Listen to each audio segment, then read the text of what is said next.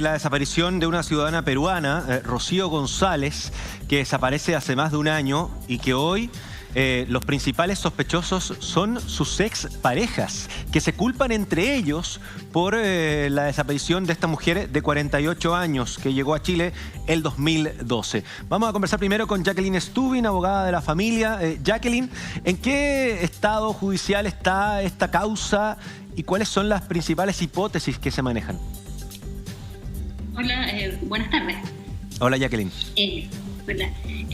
Mire, respecto de las diligencias en la presente causa, con el problema de la pandemia todo se ha vuelto más lento para todos los intervinientes en los procesos penales y para la justicia en general. Lo cierto es que esta causa también no ha sido la excepción. Se han hecho múltiples diligencias, no podemos desconocer que en la carpeta investigativa desde un primer momento existen múltiples diligencias y esas diligencias son tendientes a ubicar el paradero de doña Rocío. Sin embargo, al día de hoy nadie sabe dónde se encuentra Rocío, a pesar de que existen declaraciones, peritajes, muestras de ADN y un sinnúmero de antecedentes, incluso sospechosos, que al menos son dos, en la carpeta.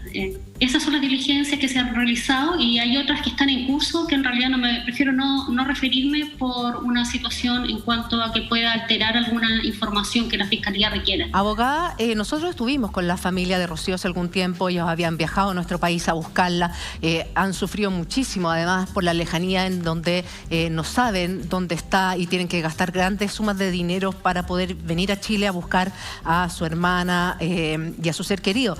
El punto es, lo que sabía la familia hace muchos meses atrás era que se le pierde el rastro el sábado 19 y el último contacto que ella tiene con su familia fue a las 22:15 de la noche. Ella había trabajado ese día en la casa en donde se desempeñaba como trabajadora de casa particular, puertas afuera.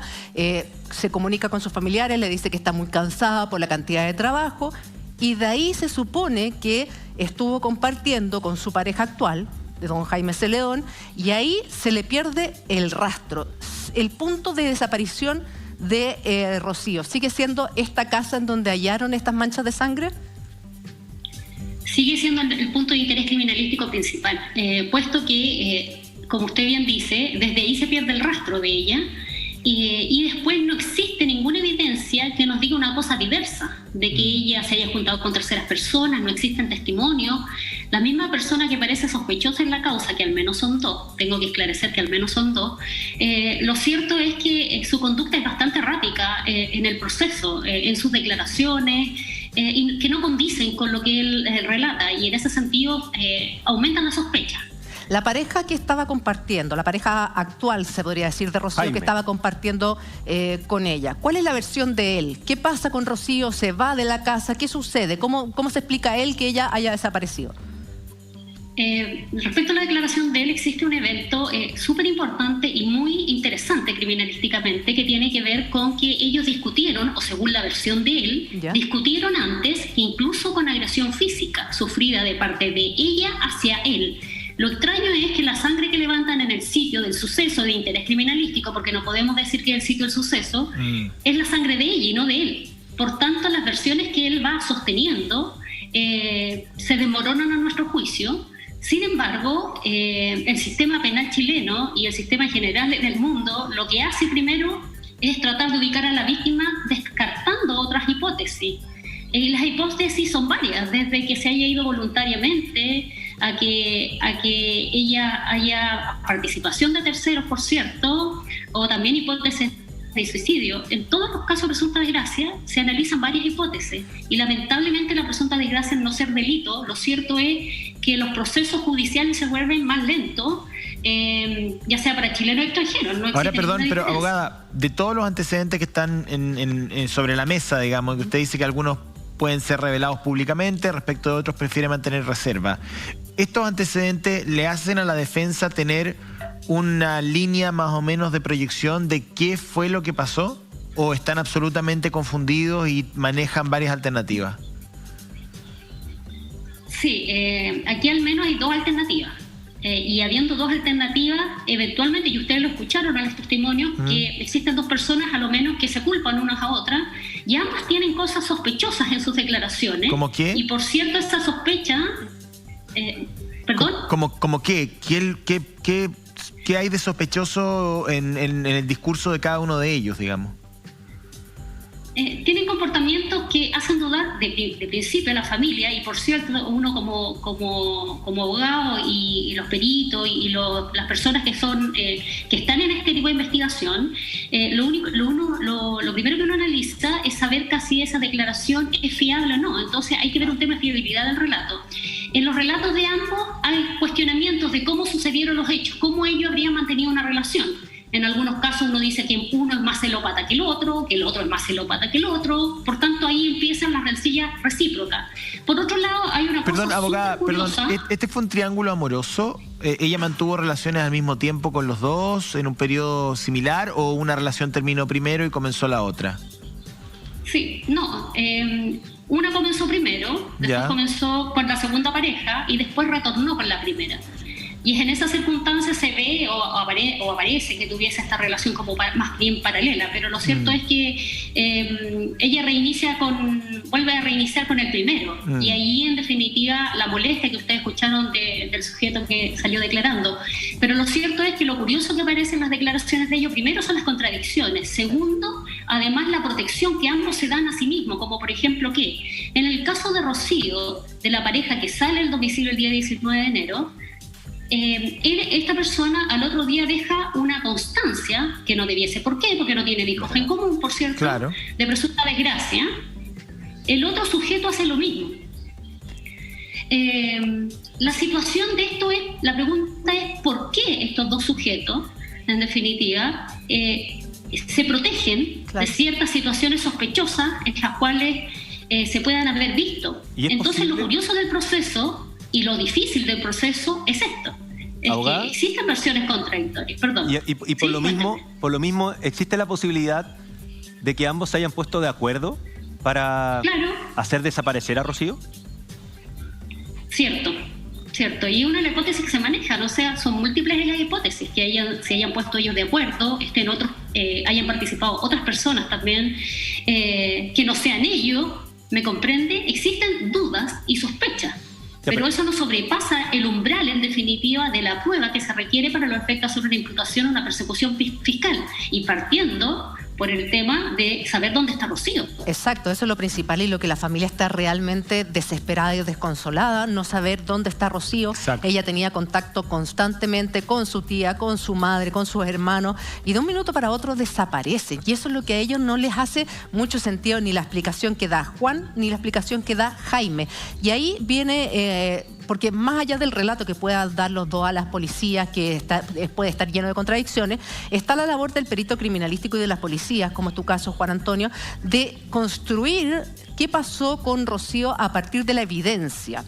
¿Qué pericias se han realizado? ¿Qué puedes decirnos respecto a lo que has podido investigar?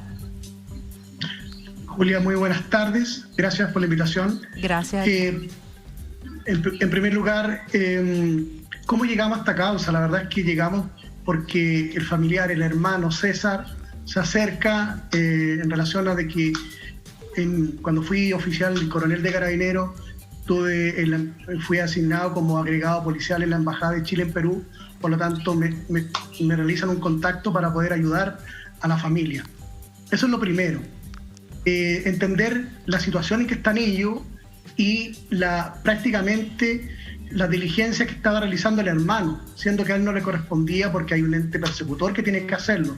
Él recorría lugar, iba a un lugar, a un sitio buscándola, y en eso me cuenta sobre esto y procedemos a obtener los permisos respectivos y ingresar a ver los antecedentes. Como me consulta Julia, desde el ámbito de vista criminalístico, como perito, hay mucha diligencia. Primero, analizar la carpeta investigativa, y dentro de la carpeta investigativa saber los relatos y contrastarlos con la evidencia. Claro. Por lo tanto, uno, si quiere construir el último momento utilizando una metodología de análisis inverso, uno podría decir el último momento en el cual la última persona que vio a Rocío, y en este caso es su actual pareja en ese momento, quien dice que sale en hora de la madrugada, que es extraño, que sale en estado de ebriedad, lo cual también es extraño que salga o la deje salir, que tuvo una discusión, que hubo agresiones mutuas, que sin embargo comenzamos a ver la evidencia y aparecen manchas de sangre. Esta sangre primero es analizada si es sangre humana, se establece que es sangre humana y luego se establecen los protocolos con sus familiares en Perú. Recordemos que esta señorita Rocío no tiene familiares directos aquí en Chile, y en Perú con las muestras de sus familiares se establece que corresponden a ella. Por lo tanto, es un antecedente más que nos merece un interés criminalístico para poder saber reconstruir cuáles fueron los últimos momentos de Rocío. ¿Hay cámaras de seguridad en el entorno de esta vivienda? Por lo que vimos, no hay cámaras, no hay evidencias de cámaras. Y si lo hubo ya por el tiempo, no fueron levantadas. Sí. No fueron levantadas. ¿Y qué otros peritajes se pueden hacer en la casa? Porque tenemos entendido que este señor Jaime ya no está viviendo ahí, sino que se fue a vivir al sur. Ahí un vecino nos decía que se había ido a Osorno. Sí, uno de los peritajes, una de las pericias que se puede realizar es a través de un georradar, de establecer digamos, una suerte de barrido al sector de interés criminalístico, principalmente la última morada que tuvo la señorita Rocío. Eso es una de las diligencias. Otra diligencia es conocer nuevamente la persona. ¿El georradar es esa máquina que busca bajo tierra? Así es, Julia. Yeah. Esa es la máquina que busca bajo tierra. Que es muy importante, ¿no? Es muy importante esa máquina, y no comenzar a acabar de inmediato en lugares donde uno tenga sospecha, porque puede alterar el sitio del suceso. Abogada, eventualmente, pues... Sí, llevamos ya varios meses. Entiendo que la última fecha en la que ella tuvo contacto con su familia fue el 19 de enero, si no me equivoco. Del año pasado. Del año... 2019. O sea, llevamos más de un año, vamos para los dos, digamos. ¿Usted podría decirnos cuáles han sido las principales dificultades de todo esto? Porque uno, desde el sentido común, no puede entender cómo una persona desaparece, pasan 2 años y todavía su paradero es una total incógnita.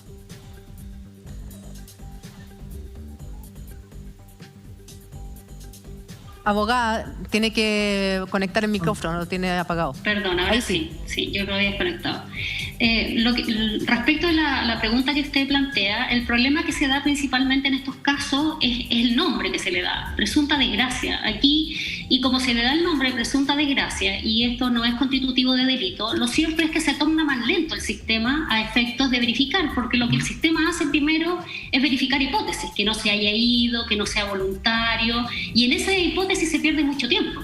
Se pierden meses de investigación valiosa en el cual, apoyado por expertos, muchas veces también que dan información errónea, no en este caso en particular, por cierto, en este caso han habido múltiples diligencias que han sido atingentes al proceso, pero que todavía faltan porque no se ha llegado a la conclusión ni tampoco a la ubicación de esta mujer. Y por cierto, uno dice se perdió tiempo valioso, en definitiva, en hacer diligencia, a lo mejor en el sitio que uno pudiese creer que es un sitio del suceso o un sitio de interés criminalístico, ¿cierto? Entonces, en ese sentido, lo que falla es el título que se le da al hecho. Porque si se le diera una connotación distinta, si se desde un comienzo dijera, bueno, una persona, primero la pregunta es ¿por qué se va a ir voluntariamente? Esta mujer además tenía fecha y pasaje para volver a Perú y estaba muy contenta después de 2 años de no haber ido a Perú. Ella, el 8 de febrero se tenía que ir a Perú. Ella tiene un hijo en Perú.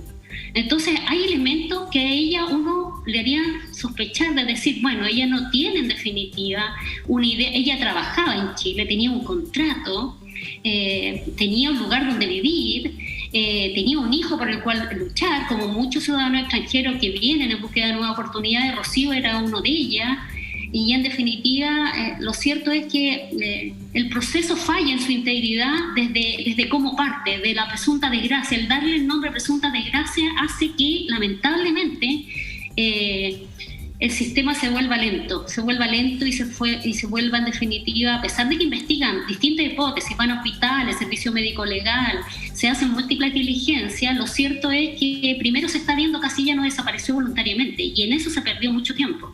Y lo cierto es que pasa con muchos casos y que finalmente después se descubre en situaciones distintas.